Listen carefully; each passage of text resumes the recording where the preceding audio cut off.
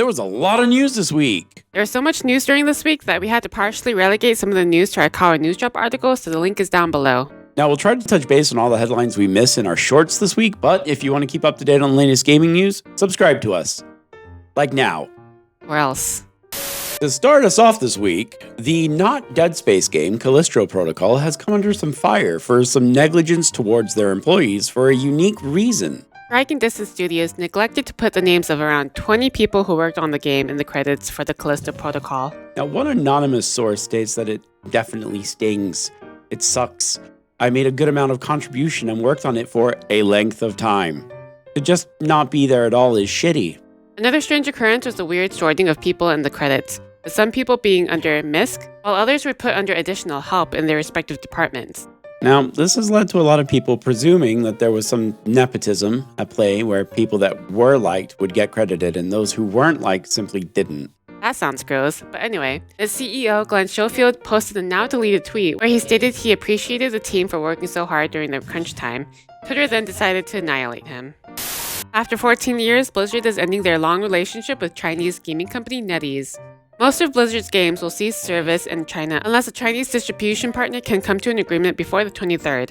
That is all except for one game, the best game ever released by Blizzard for mobile phones only. I'm talking, of course, about Diablo Immortal. You can get it now. It's only going to cost you $100,000 to max a character. You do have a phone, right, guys? In the ever-ongoing battle of the MicroAct merger, two new fighters have stepped up to damn the evil, greedy company that is Microsoft. That's right. Two heroic knights, Google the Watchful and NVIDIA of the Flame, have come forth to state that they are afraid the merger will provide an unfair advantage to Microsoft in regards to mobile, subscription, and cloud-based gaming. An anonymous source states that NVIDIA isn't so much opposed to the merger, but simply desires that games have equal access. The only reason we're even mentioning this is because NVIDIA's streaming service is notoriously horrible, and Google tried streaming with the Stadia, and that failed miserably. Ellie didn't even know what a Stadia was before I told her.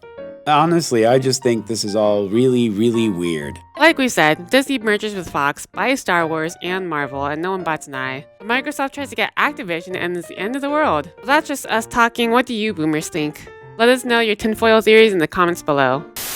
Next up, we got some streamer and content creator news for you guys, which ties nicely in with NVIDIA sucking. The recent OBS update will now allow the use of the experimental source codec AV1. This will allow a streamer to stream in a higher quality image, but with lower bandwidth. Now, the downside to the new update is that currently, AV1 is really only usable on AMD graphics card. However, all of that aside, streaming on YouTube will still be poop. And speaking of YouTube, if you live under a rock and you haven't heard, YouTube updated their TOS, which makes it harder for people to curse and stay monetized. So if you put a video out that has cursing within the first 7 seconds, it can be totally demonetized, while ads may be limited or removed if you have cursing within the first 15 seconds. This isn't just for videos created after the policy change, however. This also includes any video created and uploaded to the site, and the policy has already hit a lot of content creators, big and small. Obviously, YouTube's gotten a ton of negative feedback about this, and recently they gave a statement addressing everything. They stated, "In recent weeks, we've heard from many creators regarding this update. That feedback is important to us, and we are in the process of making some adjustments to this policy to address their concerns. We will follow up shortly with our creator community as soon as we have more to share." That's such a terrible thing to say. That is a whole lot of nothing. It is a whole lot of nothing, but even worse. There's been recent talks about the new policy allowing YouTube to issue chargebacks as well for anyone who violates their TOS. We haven't heard of anyone actually being hit with the chargebacks though, but it is concerning that's even there at all. So I guess we'll just have to wait and see how it plays out. Yay. In Silksong news, if you get an email from a person who claims to be the PR representative of Team Cherry with an early access code to Silksong, it's a scam, so don't be stupid, stupid. For God's sake, Silksong doesn't even have a release date yet. Will it ever? Who knows? I thought there was a release date. There is not a release date. Oh. I'm so sorry. They'll say they'll have it out 1 year, and then That's not the worst thing. That's not the worst thing. It's like a team of like 5 people. It is. It is.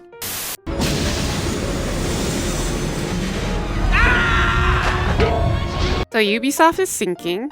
Yep.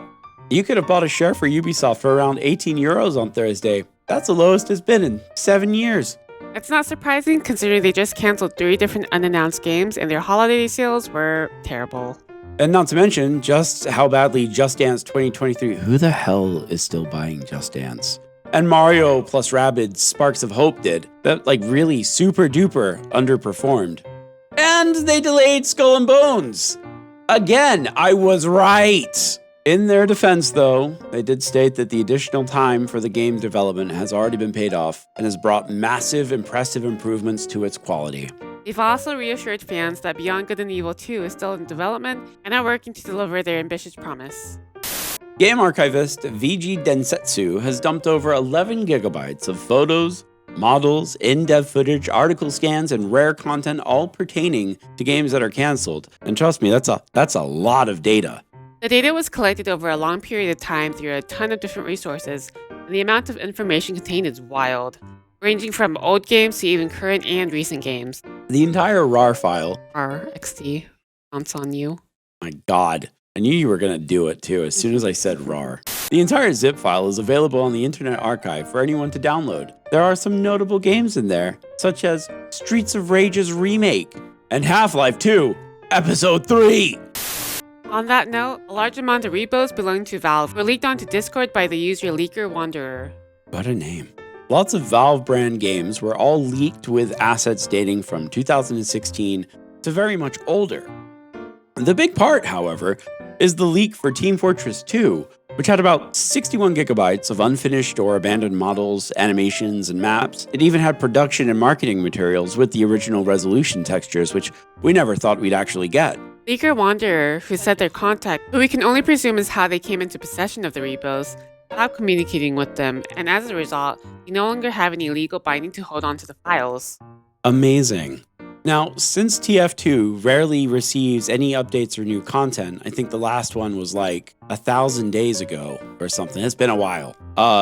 There's an ongoing joke that this is the last official Valve content drop for TF2. You guys should go check it out. It's pretty cool. And finally, an update to the Dungeons & Dragons news. And there's quite a lot to go over, so let's make it short and sweet. As we covered last week, someone leaked a new draft of the new open gaming license, which threatened to tighten the grip on monetization for content creators whose livelihood revolved around D&D. Well, since then, the D&D community has retaliated with intense seethe, from the trending hashtag OPENDND to just generally ripping on the company. To make matters worse, on January 12th, an employee leaked this email which paints a nasty picture of the upper management at Wizards of the Coast. Shocking, you know.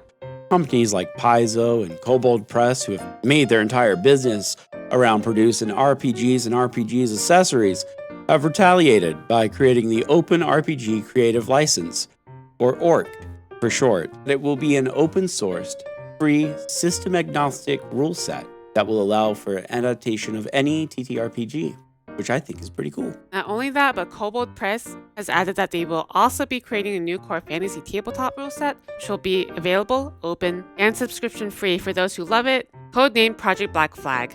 Now, of course, on the 13th, Wizards responded to the mass criticism by stating they rolled a 1.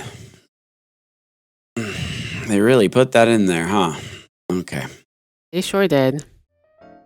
They go on to state, in essence, that they will be going back to the drawing board and figure out what it is that they can do to make this right.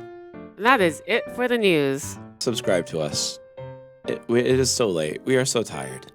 And this week's Buried Alive banger, because I hope you guys didn't think I'd forget, is a game that came out in October of last year called Ultra Kaiju Monster Rancher. Did you guys know they made a new Monster Rancher game? I sure didn't. Ultra Kaiju Monster Rancher is your typical Monster Rancher game, but this time with kaijus. It goes so far as to add Ultraman to the game. So if you like Ultraman and you like Monster Rancher and you don't want to play this crappy game anymore, you should totally go buy it. It's so worth it.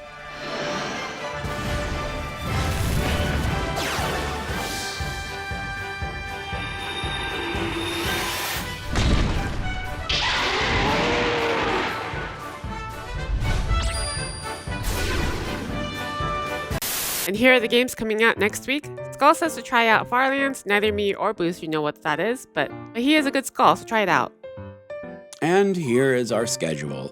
We might be going out of town, so this weekend is kind of up in the air. We'll let you know if we're going to stream closer to the middle of the week, though. Because of that, we're not sure if NecroNews will come out on Monday or not, but we'll do our best to get something out for you guys. And with all that being said, we are finally done. Make sure you subscribe. Make sure to hit that button, okay? And don't forget to ring that bell. That's what all the YouTubers do. And hit that like button, okay? Smash it. Smash it even, yeah. Pretend it's your long-forgotten lover. Anyway, guys, until next time, everyone, Okay, goodbye. bye.